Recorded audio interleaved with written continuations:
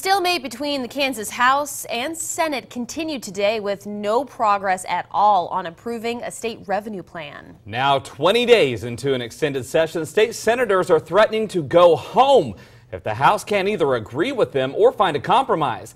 The cost of the extra innings are equal to nearly a quarter of the actual budget shortfall. KSNT News' Kaitlin has been monitoring the lack of progress at the State House.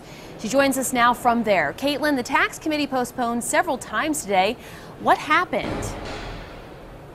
Christina, a joint task committee was supposed to meet here at 9:30 this morning to discuss their latest plan, but it wasn't ready yet, so they pushed the meeting back till 1 and then again till 4, and now they won't be meeting until 6 o'clock tonight. It's been a day full of delays and not much has been accomplished so far. And as the days continue dragging on, many lawmakers worry they may not be able to reconcile their differences. Senators tell me they've already passed a tax plan and are frustrated the House can't do the same.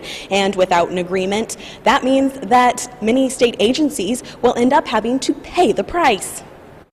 Places that would be cut like hospitals and schools and colleges. Goodland Representative Rick Billinger says lawmakers don't want that to happen. But now the governor is threatening across-the-board cuts, as much as $200 million in public school spending. You would have to try to cut non-contractual personnel. That means cutting programs, time, purchases, all kinds of things like that. Privately, some lawmakers question whether a compromise is even possible at this point. Publicly, they all echo a common sentiment. I'm still optimistic and I'm still working hard. Some members of this chamber think the governor's threat of across-the-board cuts is simply a tactic to get something passed.